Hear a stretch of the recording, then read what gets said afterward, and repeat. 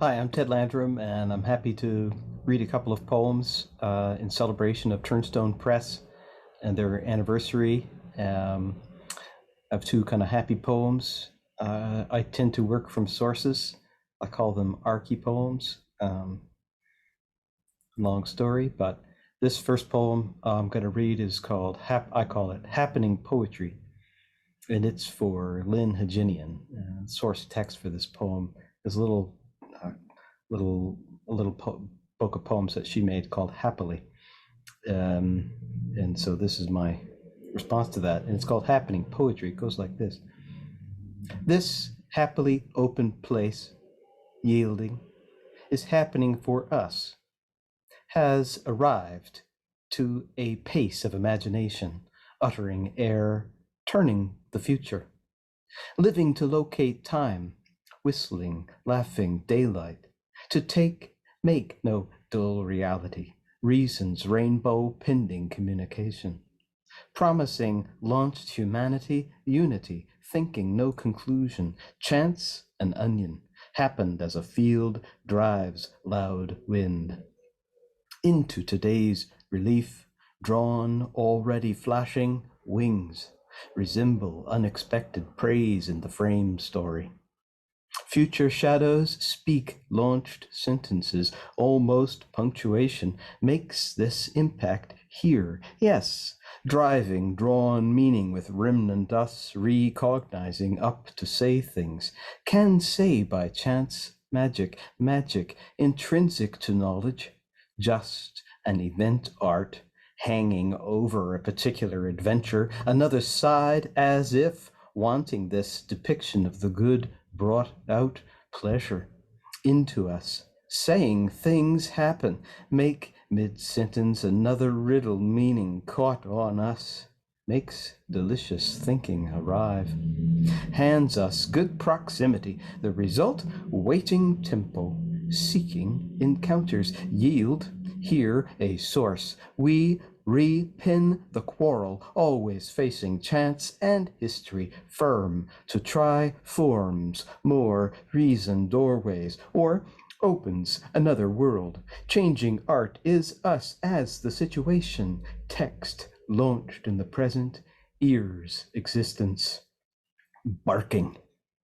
The point to free and be, if we cause our defining living, the if sound would infuse. Every chance we reopen surprise, our present noticed we begin to look for another looking. No, we made the wall mean by being condensed into us. Perhaps this potent thing will hold the middle sensations, music, changing sensation, alive, we see its naked fate succeed.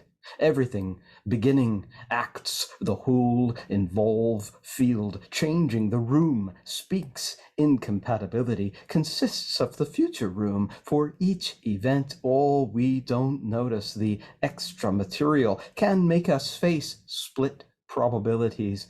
We expend tragically, happen to find a way, accumulates, scattering action, severing, yes, it saw the wall being heard as history, a wandering word, unscrolling all, launched from a dream in question, us, the knowledge we trouble together.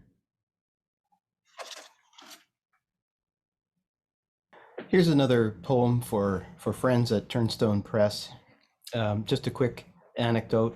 I made this poem in response to an invitation to collaborate with Grant Guy, who's a local Winnipeg theater artist, poet, and writer.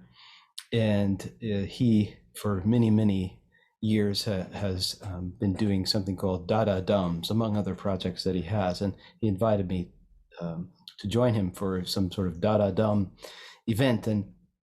And I'm very, very happy to do that. So the poem is not exactly a collaboration, but it comes in response to an invitation and thinking about Dada.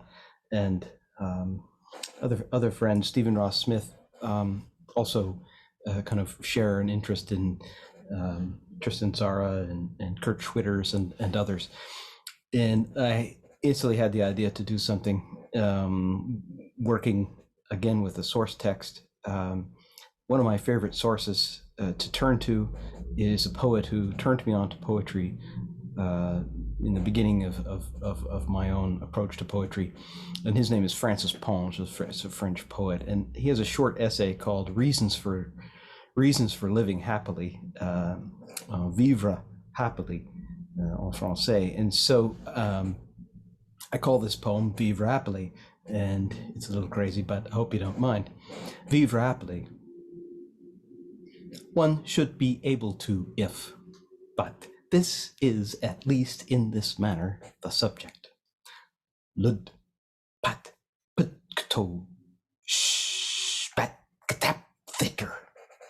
Rd, vupum, bimak, flum, kalfi, just, clim, quitted, wall, in it, troth, ho, lud, wad, kja, mo, aquafos, mclaff, duck, mock, lur, cliffum, bria, kitlof, dove, ka, cheese, chup, plum, deep da if, tho, lich, knap, dird, ver, flat, gomatha.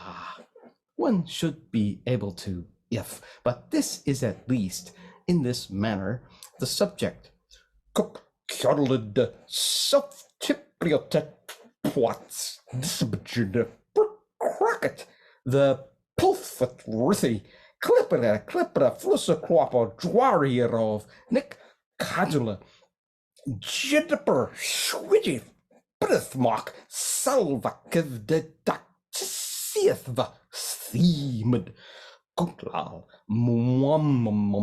pump, with you. Worketh walker by I plan. One should be able to if, but this is at least in this manner the subject. Ekelin disad cur tumban igtwi kip kekwa nas karma totpas ni mimt duk suk donowap wunpa derpatus do uthit. Woo, Jimsy, so rop the if, jukafkal fudge, duckajum, or rula apple worker like a pulkar lurd, lick a chickamus, flathwa merger. One should be able to if, but this is at least in this manner the subject. Double puckered logic qua, thmoiswar malm dod. Svi I Kurther, Ibblethum, Thwam, McCridgeverbat, Thothum, Scorther, Zegel, Nurkelkuk, Sidderthra, Rovo, Eathathum, Knackle, Per, Lurt, Thweathwath, with Knchtoas, Thi, Witha, Diffum, Vzlaktapov. One should be able to if, but this is at least in this manner the subject. Mappelach, quinsipid, thea I go ithic, lapaxid, dul, pabai, pwapowi I pud, dwa, emeth with, so, macutho, upispa, subtic, map, per patterer, do, thud, na, sath, chat, each. Pef, poo, math, satati, plod, sem, mick and spit, gaffum. One should be able to if, but this is at least in this manner the subject. Piat, dralik, supple owl, whoop, tit, muppatha, lutch, perma, me, lihaho, moon, wet, githik, oh, quarabat, chit, pardon, ithwa, piasan, ist, thup, bswa, dim, poopy, ithma. Alt, lick moi, med, tuddled, knife, tmup, moak, athbio, ickleduld, sedden, dwit, thrath, plu. One should be able to if, but this is, at least in this manner, the subject. Odds, myrrh, nerger, fibarth, cockula, cadapiter, eothnoi, pestek, kiv choppeth with dupsam, lipperless, piffwa, as piapu, dinpa, merpa, moo this, thweoth, pol, penan, vid oct, theothetiet, ik sid lasp sus.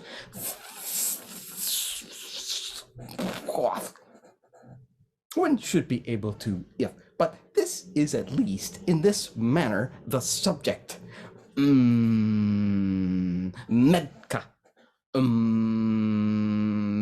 Power pub. Niosti io. Oi up. Lussel ped content. Peeled. Lacked.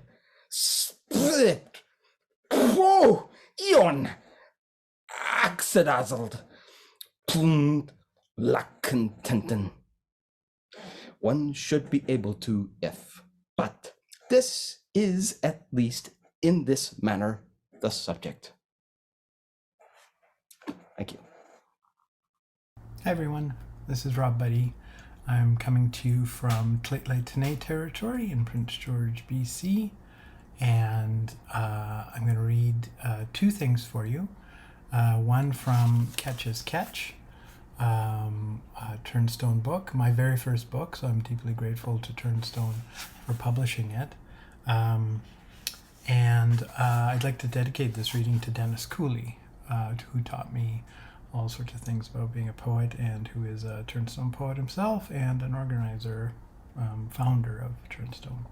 So love you, Dennis. Catch's Catch is a book-long poem imagining a devil appearing in a small prairie town, and how the town responds to this devil, who I demythologize in the process. So this is a journal entry by Jay, a unassuming young man who meets the devil. Monday, May 3rd. Dark red fading to pink earlobes, toes, belly button, palms, soles of his feet, he stood awkwardly and stilted, a marionette with loose skin, and the chickens were pecking at his toenails furiously, the ragged edges fraying. His eyes were yellow like earwax. He winced, his lined face a twist. The sky was cringing like his scrunched nose, thin, his frame undernourished, his belly distended low. So I gave him an apple from the pocket of my red wool jacket. It was only polite. The apple glinted extravagantly as it passed between our hands. He accepted, chuckling a thanks as he picked off the lint, broke the skin like punctured paper. That was my first mistake. I should have just ignored him as he slouched there, his feet shuffling in the dust, taking an occasional kick at the insistent chickens. But that's just it. Here I was, a simple man of flesh and blood, confronting what? A ghost, a myth, a piece of my imagination gone wild, a pile of stories, animated. It is the stuff of legend, but the pigs were anxious for their sugar beet tops, and the devil's eyes, they propelled me. This is where it begins.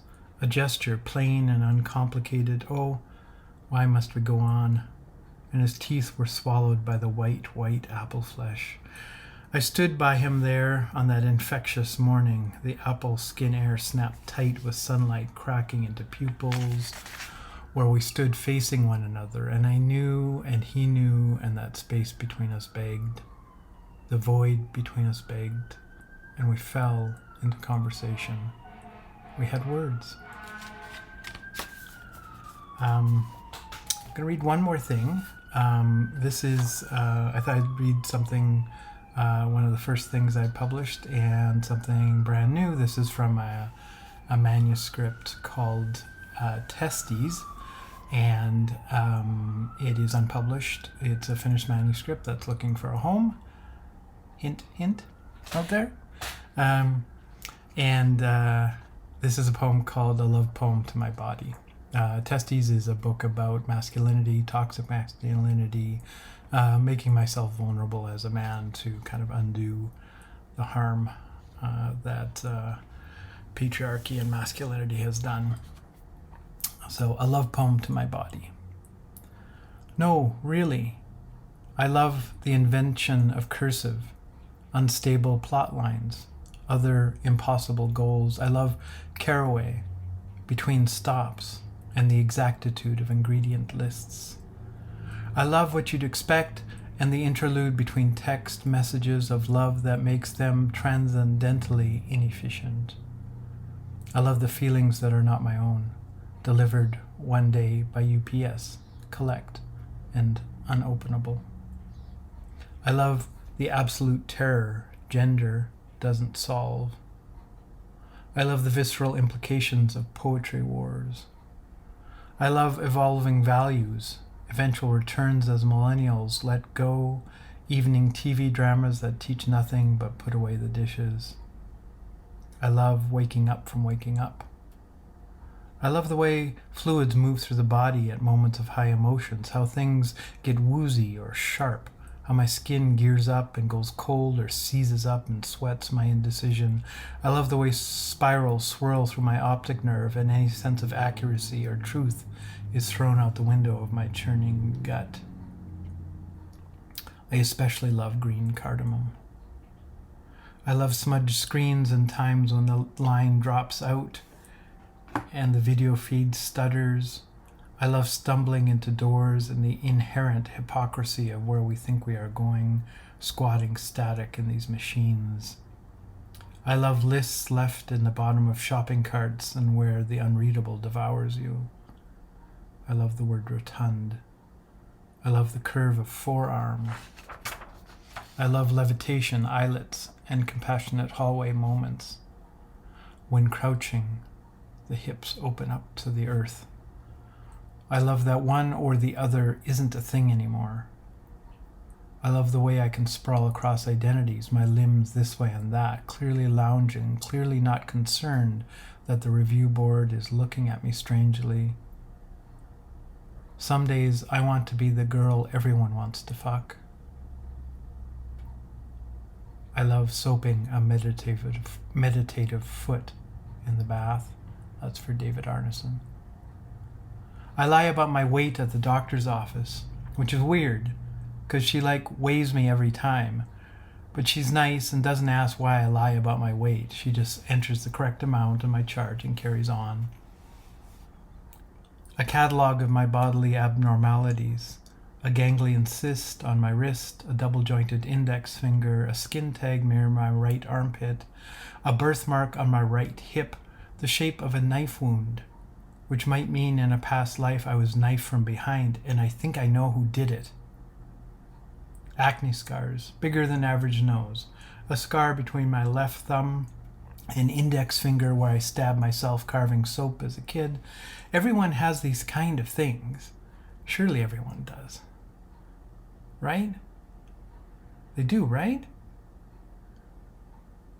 I have a friend who loves food but fights her body, and knowing her changes the way I think about eating and why. I love that at the reading, the table of men was uncomfortable with my body, talking about my body and its aftermath. There is no innocent body, no pristine cherub there waiting for me to rediscover some idyllic place. It's like researching where your clothing is made, except it's not your clothing, it's you. Thanks very much.